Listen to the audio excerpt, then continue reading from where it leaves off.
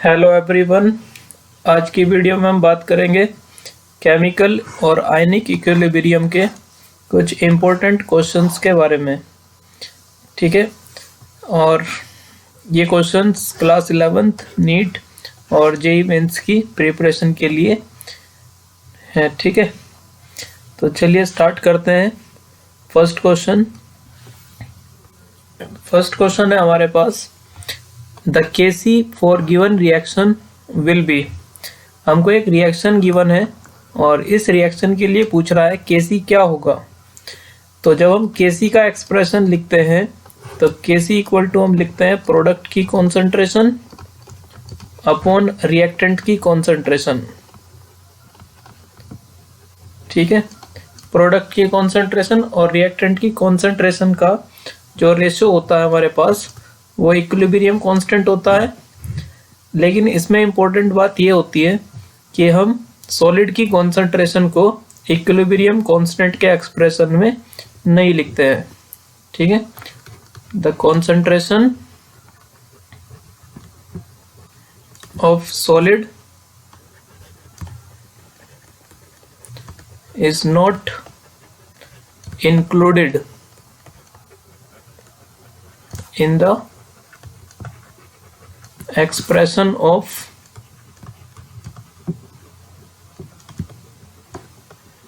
equilibrium constant। ठीक है, equilibrium constant के एक्सप्रेशन में सॉलिड की कॉन्सेंट्रेशन को इंक्लूड नहीं किया जाता है। तो आप देखो, ए गैसियस फेज में गिवन है हमको, बी भी गैसियस फॉर्म में है, सी गैसियस फॉर्म में है और जो डी है हमारे पास वो सॉलिड फॉर्म में दिया गया है। तो हम सॉलिड की कॉन्सेंट्रेशन को एक्सप्रेस नहीं करेंगे Kc के फॉर्मूले में। तो हम प्रोडक्ट में केवल किसकी कॉन्सेंट्रेशन को लिखेंगे, C की कॉन्सेंट्रेशन को लिखेंगे और रिएक्टेंट में A2 की कॉन्सेंट्रेशन आ जाएगी और B की कॉन्सेंट्रेशन का हम क्या लिखेंगे, स्क्वायर, क्योंकि जो भी स्टोइकियोमेट्रिक कोफिशिएंट होता है वो पावर में जाता है। ठीक है, तो गिवन रिएक्शन के लिए ये होगा Kc का एक्सप्रेशन।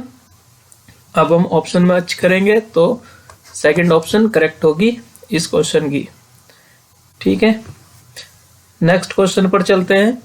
देखो, दूसरे क्वेश्चन में कह रहा है for which of the following reaction the degree of dissociation alpha and equilibrium constant Kp are related as. आपको एक एक्सप्रेशन दे रखा है यहाँ पर, Kp equal to 4 alpha square into P upon 1 minus alpha square. तो हमको ये बताना है ये एक्सप्रेशन इनमें से किस रिएक्शन के लिए वैलिड होगा। ये जो चार रिएक्शन हमको गिवन है, किस रिएक्शन के लिए Kp equal to 4 alpha square into P upon 1 minus alpha square होगा। तो यहाँ पर हमको ऑप्शन को सोल्व करके देखना होगा। तो 1 बाय 1 हम ऑप्शन को सोल्व करते हैं। ठीक है ना, Kp का एक्सप्रेशन निकालेंगे चारों के लिए। जिस भी रिएक्शन के लिए ये एक्सप्रेशन मैच हो जाता है तो वही हमारा करेक्ट आंसर होगा। तो हम चेक करते हैं फर्स्ट ऑप्शन। ठीक है ना, चेक ऑप्शन 1। तो ऑप्शन 1 में क्या लिखा है, देखो ऑप्शन 1 कह रहा है N2O4 gas gives 2 molecule NO2 gas. ठीक है, ये बनता है हमारे पास। तो हम क्या मानेंगे, ये देखो गैसियस रिएक्शन है और गैसियस रिएक्शन में हम क्या मानते हैं, प्रेशर। ठीक है ना, जो गैस होते हैं गैस का प्रेशर होता है।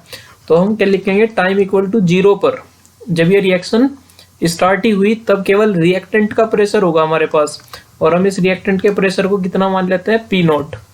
और बच्चों जो प्रोडक्ट होता है उसका कोई प्रेशर नहीं होगा क्योंकि इनिशियली हम टाइम इक्वल टू 0 पर देख रहे हैं। टाइम इक्वल टू 0 पर प्रोडक्ट नहीं बना होता तो उसका कोई प्रेशर नहीं होगा, इसका प्रेशर हम 0 मानेंगे।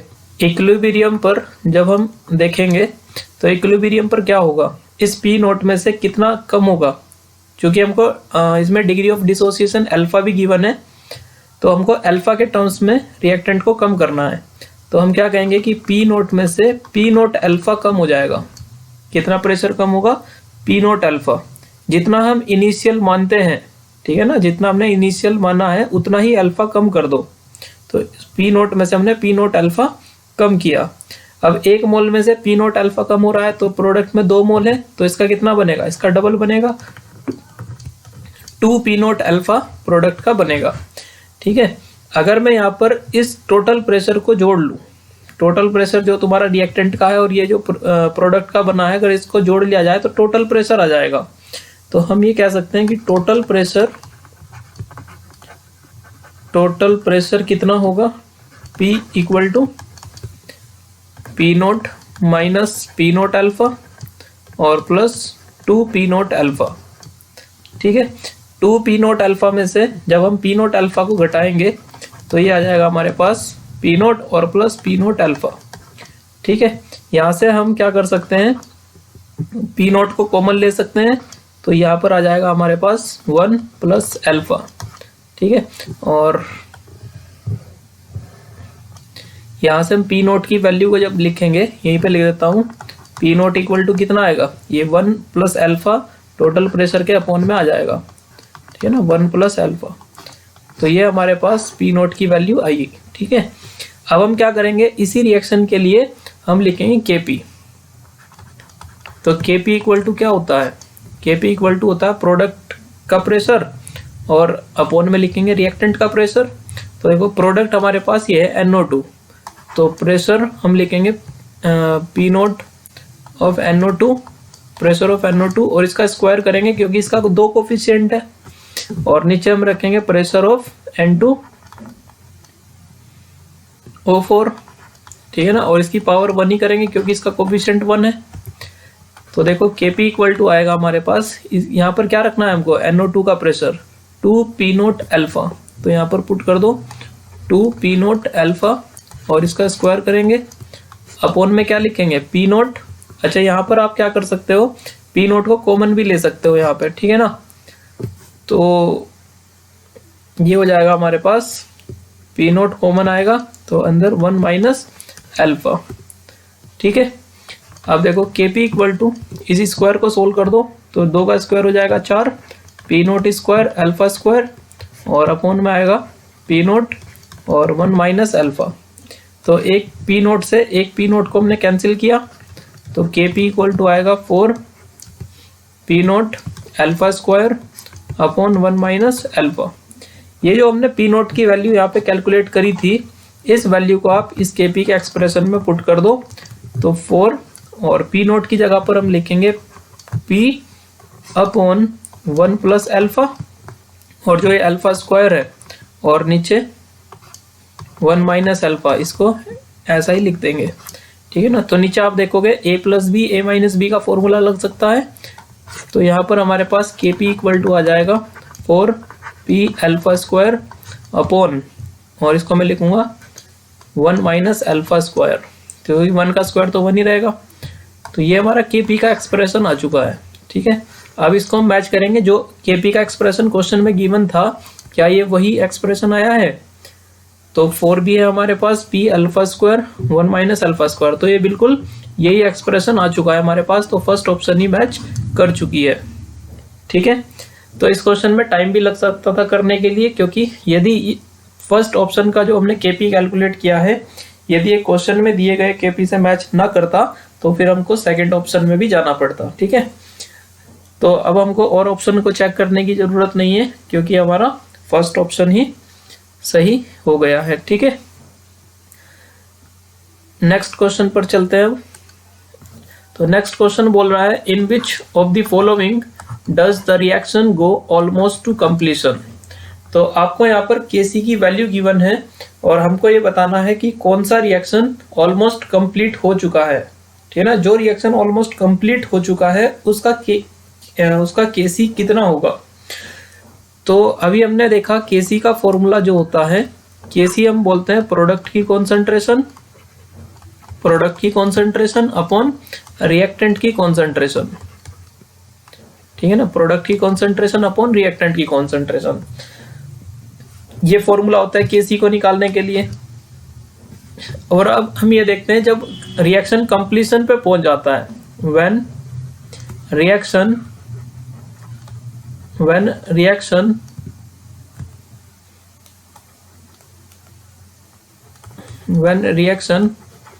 गो ऑलमोस्ट कंप्लीशन, जब रिएक्शन ऑलमोस्ट कंप्लीशन हो चुका होगा, कंप्लीट हो चुका होगा, तो उस समय क्या होता है, प्रोडक्ट की कॉन्सेंट्रेशन हमारे पास क्या होगी, बहुत ज़्यादा होगी, ठीक है ना। और रिएक्टेंट की कॉन्सेंट्रेशन क्या होगी, बहुत कम होगी, क्योंकि रिएक्शन कंप्लीट हो चुका है ना। जब रिएक्शन कंप्लीट हो जाती है तो प्रोडक्ट हमारे पास बन जाता है और रिएक्टेंट खत्म हो चुका होता है, तभी हम कहेंगे रिएक्शन कंप्लीट हुई है, ठीक है। तो प्रोडक्ट की कॉन्सेंट्रेशन बहुत ज़्यादा होती है, रिएक्टेंट की कॉन्सेंट्रेशन बहुत कम होती है। अब जरा यहाँ पर आ जाओ इस इंफॉर्मेशन को लेकर। जब हम जो रिएक्शन ऑलमोस्ट कंप्लीट हो चुकी है, जब हम केसी उसके लिए लिखेंगे तो प्रोडक्ट की कॉन्सेंट्रेशन यहाँ पर बहुत ज़्यादा है और रिएक्टेंट की कॉन्सेंट्रेशन बहुत कम है। तो जब ऊपर की वैल्यू, ठीक है ना, ज़्यादा हो और नीचे की वैल्यू कम हो, तभी आंसर ज़्यादा आता है ना हमारे पास। क्योंकि कंप्लीशन जब रिएक्शन हो चुका है तो वहां पर प्रोडक्ट की कंसंट्रेशन बहुत ज्यादा होगी, और यदि प्रोडक्ट की कंसंट्रेशन बहुत ज्यादा है तो केसी भी क्या होगा, बहुत ज्यादा होगा। तो ऑप्शन में जो सबसे बड़ी वैल्यू गिवन है आपको केसी की, ठीक है ना, वही इसका आंसर हो जाएगा। केसी की वैल्यू हाई मतलब प्रोडक्ट की कंसंट्रेशन हाई, डायरेक्टली प्रोपोर्शनल है ना प्रोडक्ट की कंसंट्रेशन के केसी। तो इसलिए इस क्वेश्चन का आंसर क्या चला जाएगा, फर्स्ट, ठीक है ना।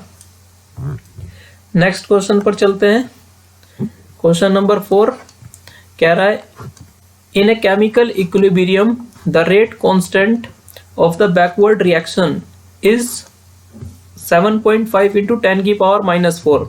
तो इसको लिख लेते हैं, बैकवर्ड रिएक्शन का कांस्टेंट है ये, बैकवर्ड रिएक्शन के कांस्टेंट को हम केबी बोलते हैं।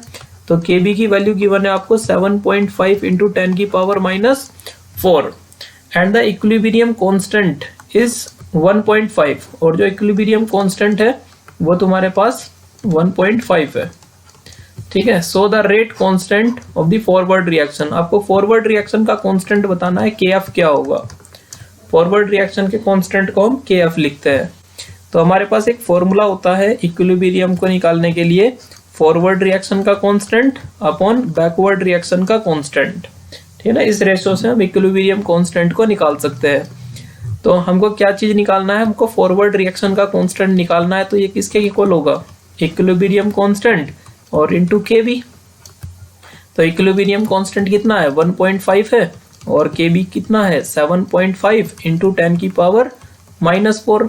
जब आप ये मल्टीप्लाई करेंगे तो ये सोल्व होकर आएगा 1.25 इंटू 10 की पावर -4, ठीक है ना। या फिर मैं इसको साइंटिफिक नोटेशन में लिखूंगा, देखो इस पॉइंट को उठाकर इधर लाना है, एक अंक के बाद लाना है। तो 1.125 जब करेंगे, जब ये न्यूमेरिकल वैल्यू घटती है तो पावर बढ़ जाती है, तो ये पावर हो जाएगी -3, ठीक है। तो हमारा जो करेक्ट आंसर होगा वो होगा ऑप्शन नंबर 3, ठीक है। नेक्स्ट हम अगले क्वेश्चन पर चलते हैं। कह रहा है KP is how many times equal to KC for the given reaction. आपको एक रिएक्शन गिवन है, अमोनिया का फॉर्मेशन, और इस रिएक्शन के लिए हमको ये बताना है केपी कितने टाइम्स ज्यादा होगा केसी से। तो हम जानते हैं केपी केसी का रिलेशन क्या होता है, केपी इक्वल टू होता है केसी आर टी की पावर डेल्टा एन जी, ठीक है। और डेल्टा एन जी हम किसको बोलते हैं, डेल्टा एन जी होता है हमारे पास number of moles of gaseous product minus number of moles of gaseous reactant, ठीक है। तो ये डेल्टा एनजी होता है, प्रोडक्ट में गैस के मोल जितने हैं है वो लिखो और माइनस कर दो रिएक्टेंट में गैस के मोल से। तो यहाँ पर आप रिएक्शन में देखो, प्रोडक्ट में गैस के मोल कितने हैं, ये गैस है अमोनिया, और इसके कितने मोल है, 2, तो 2 मोल हो गए आपके, माइनस रिएक्टेंट में गैस के कितने मोल है, देखो 1 मोल तो नाइट्रोजन का है यहाँ पे, और 3 मोल आपको हाइड्रोजन के दिखाई दे रहे हैं गैस के, तो कितने हो गए, 4 मोल। तो डेल्टा एन जी आ जाएगा आपके पास -2। अब यहाँ पर देखो केपी इक्वल टू केसी और आर टी की पावर कितना लिखोगे, -2। क्या मैं इसको ऐसे लिख सकता हूँ, केपी इक्वल टू केसी और ये पावर -2 है, तो ये कहाँ पर आ जाएगा, अपॉन में, इसको हम आर टी की पावर 2 लिख सकते हैं, इस तरीके से, या मैं लिखूंगा Kp इक्वल टू Kc, और इसको अगर हम स्क्वायर को खोल दें ब्रैकेट को तो ये r स्क्वायर और t स्क्वायर हो जाएगा। तो आप मुझे बताओ Kp Kc से कितना टाइम्स है? 1/r square t square times है। तो ऑप्शन नंबर क्या आ जाएगा हमारे पास? ऑप्शन नंबर 1 आ जाएगा। ठीक है, नेक्स्ट क्वेश्चन पर चलते हैं। कह रहा है 4 gram hydrogen, 32 gram oxygen, 14 gram nitrogen, 11 gram CO2 are taken in a bulb of 500 ml. Which one of these has maximum active mass? आपको ये बताना मैक्सिमम एक्टिव मास किसका होगा। तो एक्टिव मास का एक फॉर्मूला आप देख सकते हो। एक्टिव मास को आप समझ सकते हो, आप मोलैरिटी निकाल सकते हैं। मोलैरिटी का फॉर्मूला देखें, मोल बाय वॉल्यूम। तो यही एक्टिव मास होता है, मोल अपॉन वॉल्यूम। ठीक है, तो चलिए निकालते हैं। हमको क्या गिवन है? हमको गिवन है 4 ग्राम हाइड्रोजन। तो यदि 4 ग्राम हाइड्रोजन है हमारे पास तो इसके हम मोल्स निकाल सकते हैं। Moles of hydrogen equal to क्या होगा? Weight upon molecular weight. तो वेट कितना गिवन है? 4, और मोलर मास हाइड्रोजन का कितना होता है? 2। तो मोल्स ऑफ हाइड्रोजन आ गए आपके, मोल्स ऑफ हाइड्रोजन आ गए आपके 2। फिर आप इसी तरीके से क्या गिवन है आपको?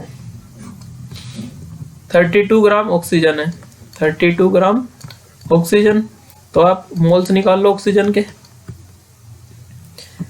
वेट अपॉन मॉलिक्यूलर वेट से। तो ये हो जाएगा आपका 32। मोलर मास ऑक्सीजन का 32 होता है, तो ऑक्सीजन के मोल्स आ गए आपका 1। ठीक है, बिल्कुल इसी तरीके से 14 ग्राम आपको दिया हुआ है नाइट्रोजन। तो हम नाइट्रोजन के मोल्स निकाल लेते हैं। नाइट्रोजन के मोल्स निकाल लेते हैं equal to weight upon molecular weight. तो ये आ जाएगा 14/28। तो 1/2, 1/2 कितना होता है? 0.5। तो ये मोल्स ऑफ नाइट्रोजन आ गए हमारे पास। इसी तरीके से क्या कैलकुलेट होगा? CO2 के मोल्स। आपको 11 ग्राम गिवन है CO2। तो मोल्स ऑफ CO2 कितना होगा? Weight upon molecular weight. तो 11/44 होता है CO2 का मास। तो यह आ जाएगा 1/4, और 1/4 होता है 0.25। तो यहाँ पर आपको CO2 के मोल्स मिल चुके हैं। ठीक है, अब आपको इनका एक्टिव मास निकालना है। तो एक्टिव मास का फॉर्मूला हमारे पास ये है। ठीक है ना, मोल्स को किससे डिवाइड करना है? वॉल्यूम से। और वॉल्यूम कितना गिवन है आपको क्वेश्चन में? वॉल्यूम गिवन है हमको 500 ml, और इसको अगर मैं लीटर में चेंज करूँ तो 0.5 लीटर। ठीक है ना, 1000 से डिवाइड कर दिया जाता है लीटर में कन्वर्ट करने के लिए। तो आप मुझे बताओ एक्टिव मास हाइड्रोजन का कितना होगा? तो इसके मोल्स तो हो गए 2, और वॉल्यूम कितना है? 0.5। तो पॉइंट हटाओ, 0 लगाओ, तो यहाँ पर कितना आ जाएगा? 4। एक्टिव मास आ गया इसका 4। इसी तरीके से हम एक्टिव मास निकाल लेंगे ऑक्सीजन का, O2 का। तो इसका मोल था 1, वॉल्यूम है 0.5, पॉइंट हटाओ, यहाँ पे 0 लगाओ, तो कितना जाएगा? 2 एक्टिव मास। इसी तरीके से हम एक्टिव मास निकाल लेंगे नाइट्रोजन का। तो इसके 0.5 मोल्स है, और 0.5 ही क्या है? वॉल्यूम है। तो ये इसका एक्टिव मास कितना आएगा? 1। इसी तरीके से हम एक्टिव मास निकाल लेते हैं कार्बन डाइऑक्साइड का, 0.25/0.5। ठीक है, तो ये कितना जाएगा? 1/2, इसका आ जाएगा 0.5। तो सबसे ज्यादा एक्टिव मास किसका आ रहा है? तो सबसे ज्यादा एक्टिव मास आ रहा है 4 हाइड्रोजन का। तो इसलिए इसका सही आंसर क्या हो जाएगा? हाइड्रोजन। ठीक है, नेक्स्ट क्वेश्चन पर चलते हैं। For the reaction 2A + B gives 2C। देखो आपको एक रिएक्शन गिवन है, 2A + B gives 2C, और इस रिएक्शन के लिए हमको इक्विलिब्रियम कांस्टेंट दे रखा है x है। आपको दूसरा रिएक्शन गिवन है C gives A + 1/2B। आपको इस रिएक्शन के लिए इक्विलिब्रियम कांस्टेंट बताना है क्या होगा। तो आप ध्यान से देखो, जो ये दूसरी रिएक्शन है जिसके लिए हमको इक्विलिब्रियम कांस्टेंट बताना है, ये रिएक्शन बन कैसे रही है? पहली रिएक्शन से बनी है। तो क्या आपको दिखाई दे रहा है कि फर्स्ट वाली रिएक्शन को उल्टा किया गया है? क्योंकि इस वाली में देखो C प्रोडक्ट साइड है, और जो हमारी रिएक्शन है जिसके लिए हमको कांस्टेंट बताना है, इसमें C रिएक्टेंट है। तो पहली रिएक्शन को उल्टा किया गया है। तो जब रिएक्शन को उल्टा करते हैं तो इक्विलिब्रियम कांस्टेंट जो होता है वो अपॉन में आ जाता है, ठीक है ना। तो जो इसका इक्विलिब्रियम कांस्टेंट होगा, ये इसका इक्विलिब्रियम कांस्टेंट जो होगा वो क्या होगा, ये 1/x के बराबर हो जाएगा। एक बार और सुनो, जब रिएक्शन को उल्टा किया जाता है तो उसका इक्विलिब्रियम कांस्टेंट अपॉन में आ जाता है।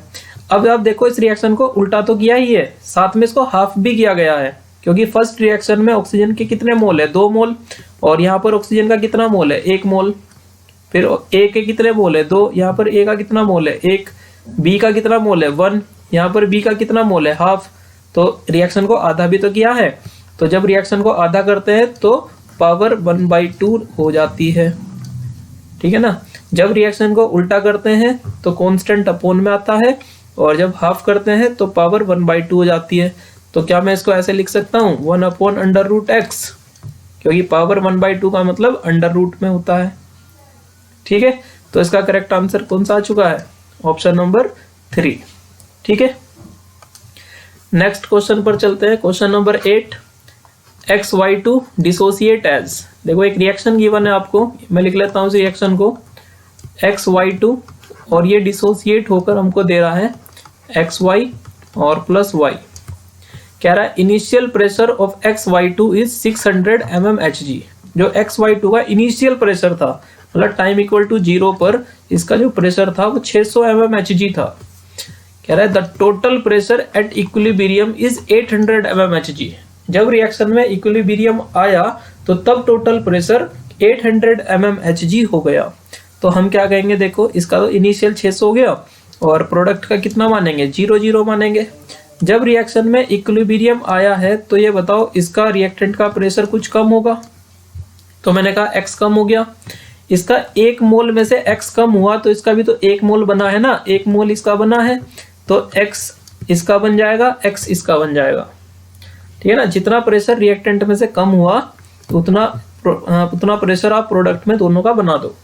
और यदि मैं इनको जोड़ लेता हूं, टोटल प्रेशर मेरे पास कितना हुआ, टोटल प्रेशर इक्वल टू हो गया 600 माइनस एक्स और प्लस एक्स और प्लस एक्स, ठीक है ना। हमने इसको और इसको जोड़ लिया तो ये टोटल प्रेशर आया हमारे पास। और टोटल प्रेशर तो हमको गिवन है, कितना है, 800, ठीक है ना, 800 है, इक्वल टू ये आ जाएगा, देखो यहाँ पर प्लस माइनस के एक्स कट जाएंगे तो ये 600 प्लस एक्स और x इक्वल टू कितना आ जाएगा, 200।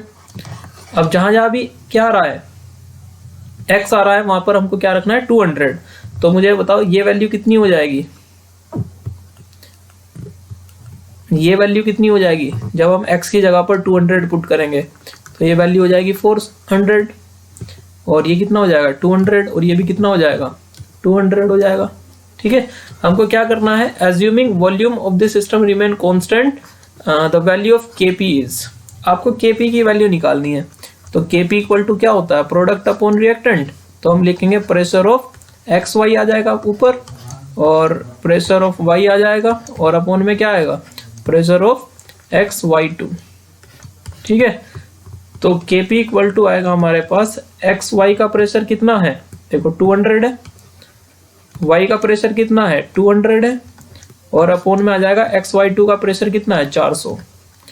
तो जब 200 को 400 से सोल्व करोगे कितना आएगा 2, और 2 को 200 से सोल्व करोगे कितना आएगा 100।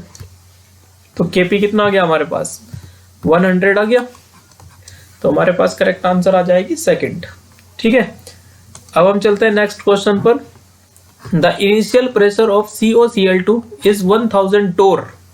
जो इनिशियल प्रेशर है COCl2 का वो 1000 टोर है, ठीक है। और कह रहा है the total pressure of the system become 1500 torr. Total pressure इतना हो जाता है when the equilibrium is attain at constant temperature, और Kp आपको फाइंड करना है। तो देखो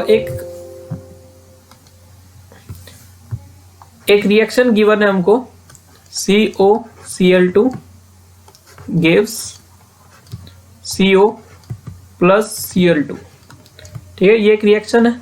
और इनिशियल प्रेशर कितना है, T इक्वल टू 0 पर, इसका प्रेशर है 1000 टोर, ठीक है। और इसका कितना मानेंगे हम, 0 मानेंगे। फिर जब इक्विलिब्रियम आएगा तो इक्विलिब्रियम पर कुछ प्रेशर कम होगा, तो इसका 1000 में से x कम हो गया, इसका x बन गया, इसका x बन गया। रिएक्टेंट में से जितना कम करोगे उतना प्रोडक्ट में बन जाएगा। और ये टोटल कितना हो जाता है 1500। मतलब कह रहा है कि यदि मैं 1000 माइनस एक्स प्लस एक्स और प्लस एक्स को जोड़ दूं तो ये किसके बराबर आ जाएगा 1500 के बराबर आ जाएगा। प्लस माइनस का x कट जाएगा तो x की वैल्यू हमारे पास कितनी आ जाएगी 500 आ जाएगी। अब ये 500 हम कहाँ पर पुट करेंगे, जहां जहां भी x आ रहा है वहां पर 500 पुट कर दो तो ये वैल्यू मेरे पास कितनी मिल जाएगी, ये वैल्यू हो जाएगी 500, है ना। 1000 माइनस 500 कितना बचेगा 500। ये x कितना हो गया 500 हो गया, ये x भी कितना हो गया 500 हो गया। मुझे क्या निकालना है Kp निकालना है, तो Kp इक्वल टू हम क्या लिखेंगे प्रोडक्ट अपॉन रिएक्टेंट। तो प्रोडक्ट में किसका प्रेशर आएगा, प्रेशर ऑफ CO, यहाँ पर आ जाएगा प्रेशर ऑफ क्लोरीन और नीचे आ जाएगा प्रेशर ऑफ COCl2। तो CO का प्रेशर बच्चों कितना है 500 है इंटू 500 है और अपॉन में कितना आ जाएगा 500 ही आ जाएगा। तो यहाँ पर 500 से 500 कैंसिल हो जाएगा, कितना बचेगा 500 बच जाएगा। तो हमारे पास ऑप्शन कौन सी आ जाएगी, ऑप्शन 4 आ जाएगी। ठीक है, एक क्वेश्चन और है, इस पर चलते हैं। कह रहा है हाइड्रोजन के A मोल है और आयोडीन के B मोल है और ये रिएक्ट करते हैं तो 2x मोल HI के बनते हैं इक्विलिब्रियम पर। तो total number of moles at equilibrium कितने होंगे। तो देखो हम हाइड्रोजन की और आयोडीन की रिएक्शन लिखते हैं और HI का फॉर्मेशन करते हैं। तो कैसा होता है HI का फॉर्मेशन, जब H2 प्लस I2 रिएक्ट करते हैं तो तब बनता है हमारे पास 2HI। तो ये रिएक्शन हमने लिख ली।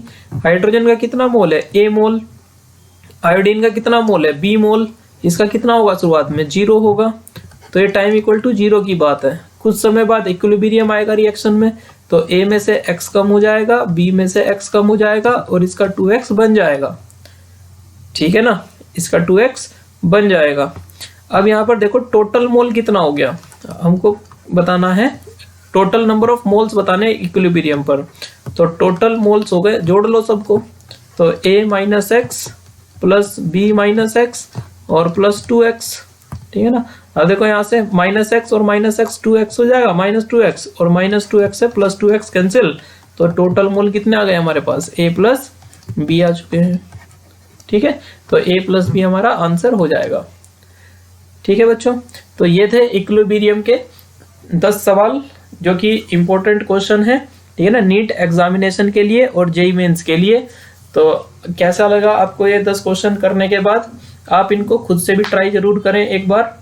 और इसी तरीके के और भी क्वेश्चन मैं आने वाली वीडियो में इसी चैप्टर के और भी क्वेश्चन आपके लिए लेकर आऊँगा। ठीक है, तो आप चैनल को सब्सक्राइब कर दीजिए यदि आपको वीडियो पसंद आई हो और वीडियो को शेयर भी कीजिए। Thank you very much.